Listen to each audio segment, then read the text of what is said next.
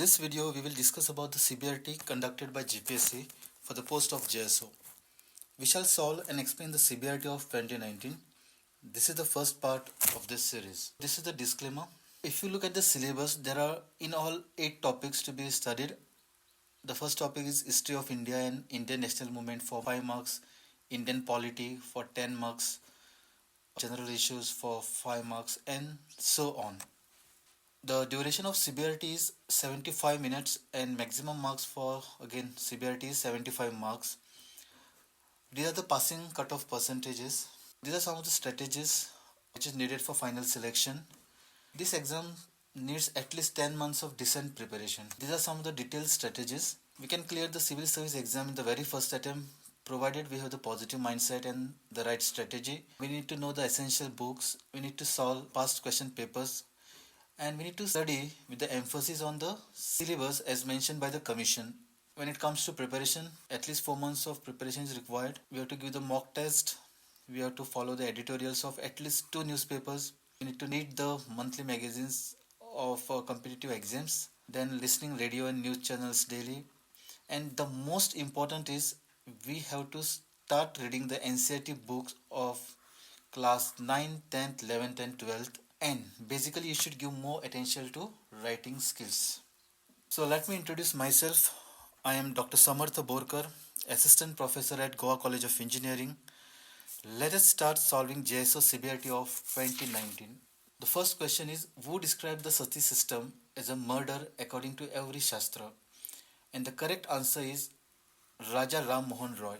It was only due to the efforts of Raja Ram Mohan Roy that Bengal Sati Regulation Act was passed to criminalize the practice of sati in 1829. So you have to remember this year 1829.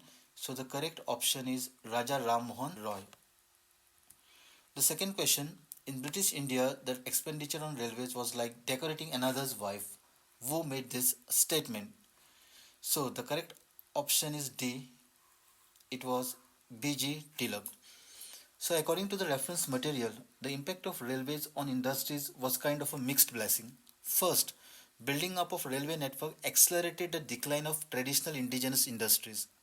Railway expansion, instead of providing the vertical takeoff of the Indian economy, had gradually transformed it into an agricultural colony of England. So it was Bal Gangadhar Tilak who commented that building up of railways and other allied infrastructure facilities like roads, telegraph, etc. was just like decorating another's wife. So this is the correct option. At Lothal, which was an important industry that was adopted? Lothal is located between the Sabarmati river at Bhogavo in the Saurashtra region. The sea is today over 19 kilometers away from Lothal. The exploration of the Sabarmati Valley in the 1955-60, it led to the discovery of Lothal and several other Harappan sites. Beads. The beads and the semi-precious stones found in the Lothal attest to a great level of artisanal skills, and many of these beads have been found in Mesopotamia. So the correct option is A. It was bead making. During the Vedic age, what was the important function of the Samiti? So these are the options. The Samiti was more in the nature of folk assembly in which the entire population could participate. The members of the Samiti were called Vishaha. The most important function of the Samiti was the election of the king. So the correct option is A. It was the main function of the Samiti was election of the king. Next question, which of the following Buddhist priest was questioned by King Milinda in Milinda Panna? So we have again got 4 options here. The Milinda Panna, which is also referred to as Questions of Milinda, is a Buddhist text which dates from sometime between 100 BCE to 200. It records a dialogue between a Buddhist sage Nagasena and the Indo-Greek king Menander. Correct option is C. So it was Nagasena. Next question. Which of the following is not on the grounds for the disqualification of being elected as a member of parliament? So we again got 4 options here. Now, which is the correct option? So if you refer to Article 102, the disqualification for being elected as a member of parliament if he is of unsound mind and stands so declared by the competent court. Second, a person shall be disqualified for being a member of either House of Parliament if he is so disqualified under the 10th schedule and if the person has had been detained under preventive detention law. So the answer is option B. Next question, via which among the following amendments of the Constitution of India Delhi was designated as National Capital Territory? And the correct answer is option B, 69th Amendment Act. According to the 69th Constitutional Amendment Act 1991, so it was in the year 1991, Delhi is the Union Territory which is made National Capital Territory in 1993. In this act, there shall be a CM of Delhi. Next question, question number 8. Which of the following is a part of the Electoral College for the election of the President but does not participate in the proceedings for his or her impeachment? So again, you got 4 options here and the correct answer is option D. The President is directly elected by means of an electoral college consisting of the elected members of the Parliament of India and the legislative assemblies of the states of India and the Union territories. The number and the value of votes are based on the population in 1971. So you have to note down this year. Next question. Which Indian state has the largest number of seats reserved for the scheduled tribes in the Lok Sabha? It is Madhya Pradesh. So out of the 29 seats in the states, the 6 Lok Sabha seats are reserved for ST and 4 are reserved for SCs. Next question. Following are the names of which body? Anchalic Panchayats, Panchayats and Anchal Samities. Again, we have got 4 options here. The Panchayat Samiti is also called as Taluka Panchayats or Block Panchayats, is the intermediate level in the Panchayat Raj institutions. The Panchayat Samiti acts as a link between the Gram Panchayat, that's the village, and the district Panchayat, that's the Jilla. These blocks do not hold election for the Panchayat council seats. So the answer is option B. So it is intermediate level Panchayat as per the explanation. Next question. The government enacted the Panchayat Extension to Scheduled Areas PESA Act in 1996. Which of the following is not identified as its objectives? So again we got 4 options here. Now if you try to understand the provisions of the Panchayat, that is the Extension to Scheduled Areas Act 1996 or PESA Act, it is a law enacted by the Government of India for ensuring self-governance through traditional Gram Sabhas for people living in the scheduled areas of India. So the answer is option C, to create autonomous region in tribal areas. Next question. National Urban Mission is also known as. Now what is this urban mission is? This mission follows the vision of development of cluster of villages that preserve and nurture the essence of rural community life, which focus on equity and inclusiveness without compromising with the facilities perceived to be essentially urban in nature, thus creating cluster of urban villages. And the correct option is, as you can check out here, it is Shama Prasad Mukherjee Urban Mission. So option B is the correct answer. Next question. Which of the following is not the function of National Human Rights Commission? Now before that we need to understand what is National Human Rights Commission is all about. Actually it does not have the right neither to penalize the guilty or the human right violation nor to provide any financial assistance to the victim. So the correct answer here is option C. Next question. Which is the world's first charter of human rights? These are the 4 options. Now the answer is option A, the Cyrus the Great Cylinder. It is the first charter of rights of nations in the world. It is a baked clay cylinder in Akkadian language with cuneiform script. The cylinder was excavated in the year 1879 by the Assyro-British archaeologist Hormon Rassam. So all these details are important and today it is kept in British Museum in London. Next question. When did the Universal Declaration of Human Rights were created? The Universal Declaration of Human Rights, also referred to as UDHR in a short form, is a historic document that was adopted by the United Nations General Assembly at its third session on 10th December 1948 as a resolution 217 at the Place de Chaillot in Paris, France. So the correct answer is option B, 1948. Next question, which type of seismic activity is associated with divergent or constructive plate margin? Again, we have got four options here. To understand this in detail, we have to refer a constructive plate boundary, sometimes called as divergent plate margin. It occurs when the plates moves apart. Volcanoes are formed as magma wells up to fill the gap, and eventually new crust is formed. An example of constructive plate boundary is the mid-Atlantic ridge, and this is the correct option A. Question 17. The area of Indian coastline that is vulnerable to cyclones, storms and tsunamis is, got four options here. Now if we talk about the Indian coastline, so it is 7,516 kilometers, and out of which close to 5,700 kilometers is prone to cyclones and tsunamis. 58.6% of the land mass is prone to earthquakes of moderate to very high intensity, and over 50 million hectares, that is 12% of the land, is prone to floods and river erosion. So the correct option is A, 5,700 kilometers. Next question, how many kilometers are represented by 1 degree of latitude? Now, each degree of latitude is approximately 69 miles, which equals to 111 kilometers. So the range varies due to the Earth's slightly ellipsoid shape from 68.703 miles at the equator to 69.407 at the poles. So this is the convenient because each minute, that is 1/60th of a degree, is approximately equal to 1 nautical mile.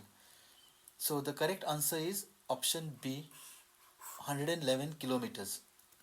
Next question, how many Ramsar sites does India have? Now, in the actual question paper, the option D was 35. As per the latest study, the number of sites have gone to 37. So, in a major recognition towards the government of India's efforts towards conservation, restoration and rejuvenation of its wetlands, Ramsar has added around 37 sites from India as sites of international importance. The aim of the Ramsar site is to develop and maintain an international network of wetlands which are important for the conservation of global biological diversity and for sustaining human life through the maintenance of the ecosystem, component processes and benefits. Next question, which of the following is not a cold ocean current? And the answer is option A, Kuroshio. It is a north-flowing warm ocean current on the west side of the North Pacific Ocean.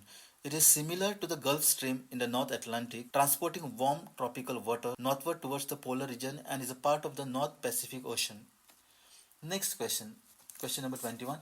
Which of the following is or are true regarding the echo-sensitive zone? So we have got two statements here. Now, the width of the ESZ, that is a echo-sensitive zone, and the type of regulation may vary from protected area to area. However, as a general principle, the width of ESZ could go up to 10 kilometers around the protected area. The purpose of declaring an eco-sensitive zone is to create a buffer zone where activities will be regulated to protect areas demarcated as protected areas.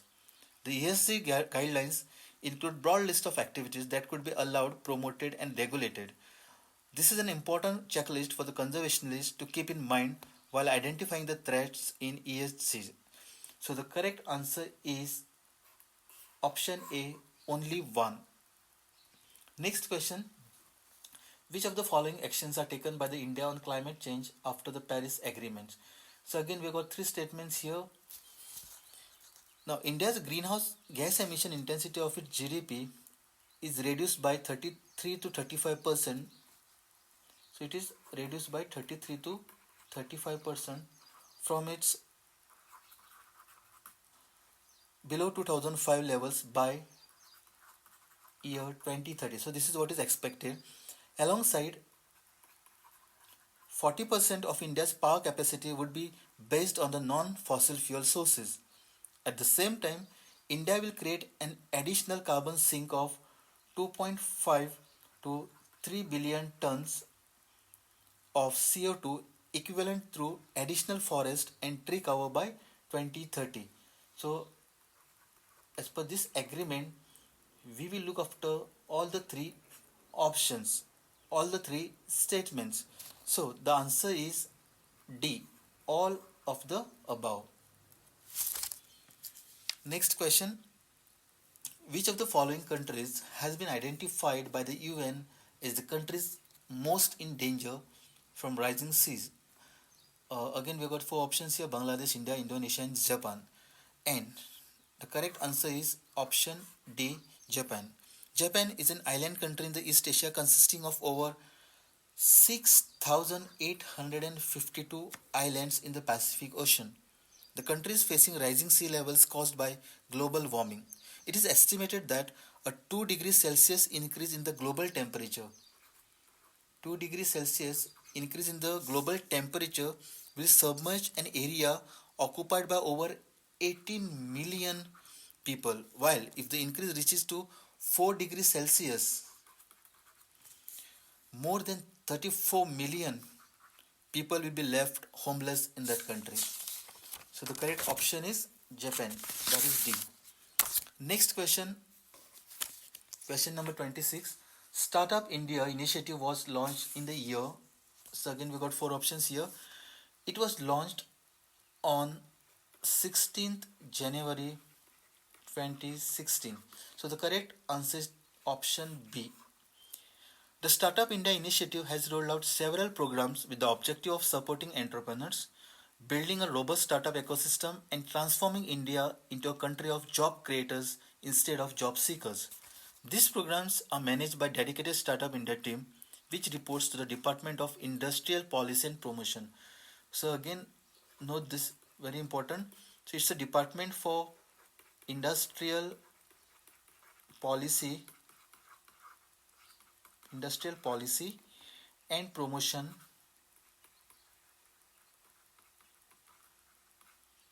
DPIIT, which looks after the Startup India initiative. Next question.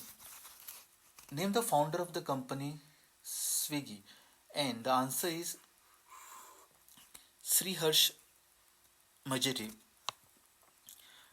Basically, it was founded by three people: Sriharsha Majety, Nandan Reddy, and Rahul Jaimini. Sriharsha Majety is an alumnus of Indian Institute of Management, Calcutta, and he is currently serving as a Chief Executive Officer at this company. Next, question number 28. Which of the following is a venture capital firm? These are the four options: Indian Angel Network, NABARD, Mumbai Angels, and Bloom Ventures.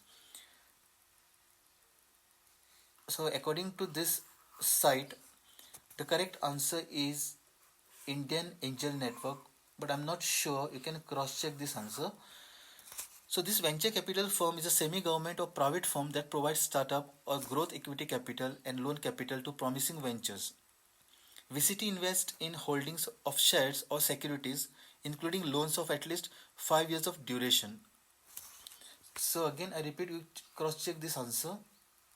Next question, question number 29. Virtual Innovation Register, an initiative by Government of Goa, is implemented by which of this promotion board or department? And the answer is option D, Goa State Innovation Council.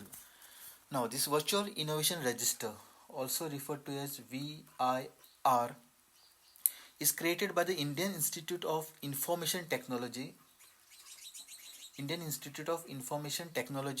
and Management, Kerala, and it has been adopted and implemented by the Goa State Innovation Council, Government of Goa. This Virtual Innovation Register, VIR, provides young innovators an opportunity to register their ideas and source the required support to achieve the expected results. VIR also functions as an innovation body where the young innovators will display prototypes and directly talk to the prospective buyers. Next question, question number 30. Smart India Hackathon is an initiative of, these are four ministries given, and the answer is Option A, Ministry of Human Resource Development, MHRD. Smart nationwide initiative to provide students a platform to solve some of the pressing problems we face in our daily lives. Thus, inculcate a culture of product innovation and a mindset of problem solving. Next question, question number 31. The question given below consists of two statements, statement 1 and 2. You have to decide if the data provided in the statement are sufficient to answer the given question. The question is, what is the speed of the train whose length is 210 meters? Now the statements are, the train crosses another train, Howrah Express, of 300 meters length running in opposite direction. And the train crosses another train running in the same direction at a speed of 60 km per hour in 30 seconds. Now, if we need to solve this problem, we have to use this particular formula. The formula is the time taken to cross the train, that is the time taken to cross the train running in opposite direction, is L1 plus L2 upon U plus V. So when it is opposite direction, this operand is plus here. So when I substitute the values, what I get is the value 51. The time taken to cross the train running in the same direction, so it is minus sign here. So if I solve this answer, meaning to solve this problem, I require both the statements. So both 1 and 2 are necessary to answer. So the correct option is option D, but still I'll prefer you to cross check this answer. Next question, question number 32. The angle of elevation of a ladder. So here is the ladder. Leaning against a wall is 60 degrees and the foot of the ladder is 4.6 meters away from the wall. So this distance over here is 4.6 meters. Now the question is, what is the length of the ladder? The ladder is 9.2 meters. So the correct option is option D, 9.2 meters. Next question. The cost price of 20 articles is the same as the selling price of X articles. If the profit is 25%, then what is the value of X? So let the cost price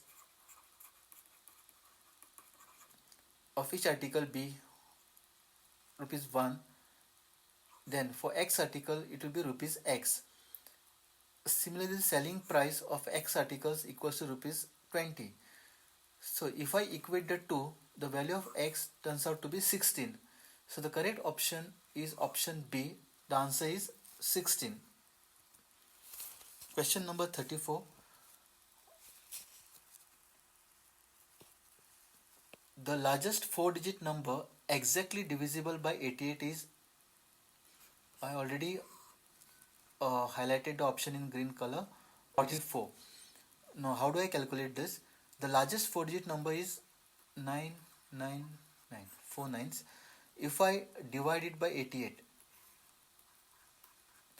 then the remainder what I get is 55.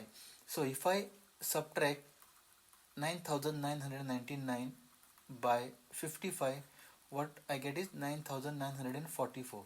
So this is the largest 4-digit number that can be exactly divided by 88. So our correct option is option A.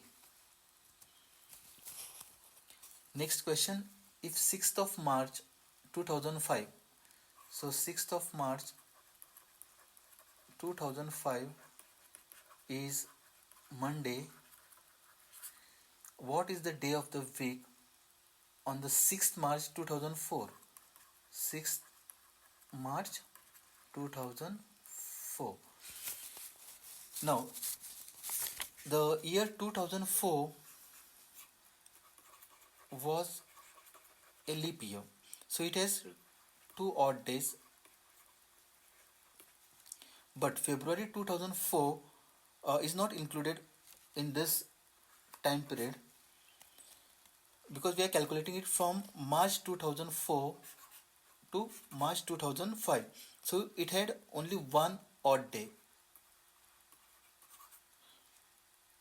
So the day on 6th March 2005 will be one day beyond the day on the 6th March 2004. And given that 6th of March 2005 is Monday, 6th of March 2004 will be Sunday. So the correct option is option A, and the answer is Sunday. Last question, question number 36. 39 persons can repair a road in 12 days, working 5 hours a day. In how many days will 30 persons working 6 hours a day complete the work? So we have 39 people, they are working for 5 hours a day for 12 days. So total unit of work will be multiplication of 39 5 into 12, that is 2340 hours of unit of work. So it is 2340. So what about how many days will 30% working 6 hours a day complete the work? So I am having the constant value of 2340. Apart from that, what I need to know is what is the working hours. So it is 6. Previously it was 5 hours a day, now it is 6 hours a day. So I will divide this amount of work by 6 hours a day. So what I get is 390 days required for one person. But what if I am employing is 390 days required for one person doing 6 hours a day? So 390 divided by 30. From where I got this 30 persons. So it will be 13. So it will take 30 people who put in 6 hours a day, 13 days to complete the task. So the correct option is option B, and the answer is 13. So we'll stop here, and the Goa Entertainment Company requests you to subscribe their channel. In the next video, we'll solve the second part of this CBRT 2019.